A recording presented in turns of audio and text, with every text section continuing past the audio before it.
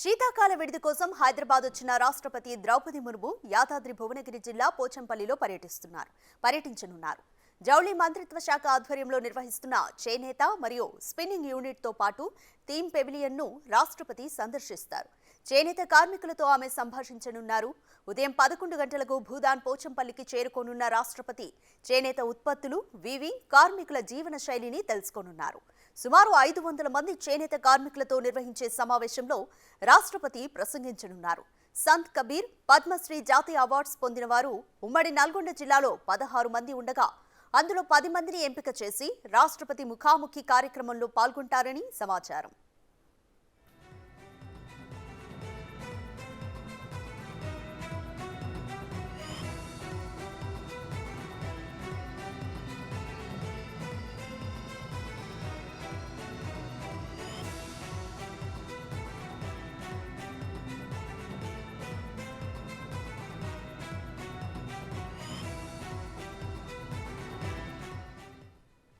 వీటితో పాటు Telangana handloom and textiles ఆధ్వర్యంలో తెలంగాణ ఔన్నత్యాన్ని ప్రతిబింబించేలా డిస్ప్లే ఉండనుంది.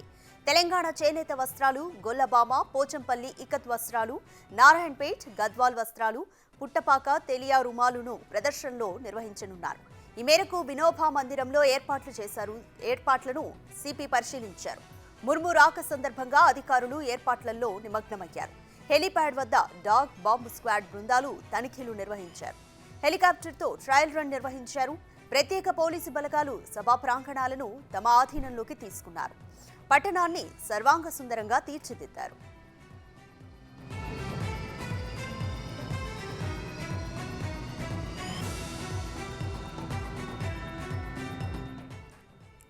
రాష్ట్రపతి ద్రౌపది ముర్ము పర్యటనకు సంబంధించి కంప్లీట్ అప్డేట్స్ మా ప్రతినిధి పుల్లారావు అడిగి తెలుసుకుందాం. పుల్లారావు, చెప్పండి, ఈ రోజు రాష్ట్రపతి ద్రౌపది ముర్ము స్కెడ్యూల్ ఏ విధంగా ఉండబోతుంది? ఉదయం 11 గంటలకు ప్రత్యేక ఆర్మీ చాపర్ ద్వారా భూతాన్ పోచంపల్లికి చేరుకుంటారు.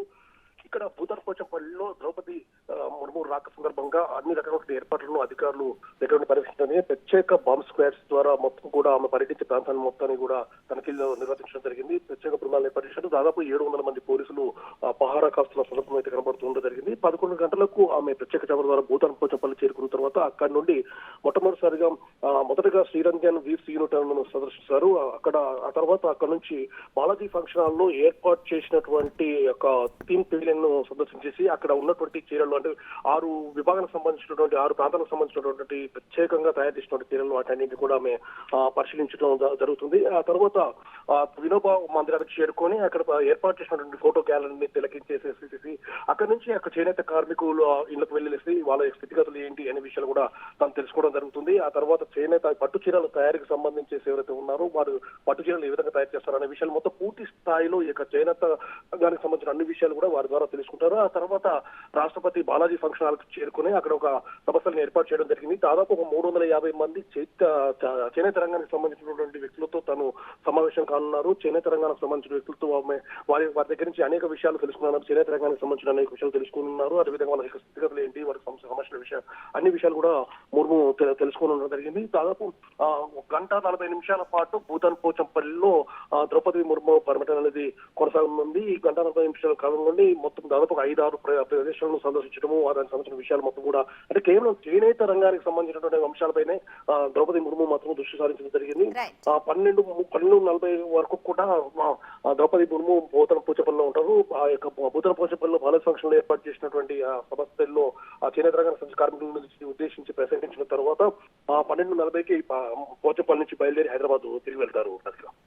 Thanks for the update Pullarao.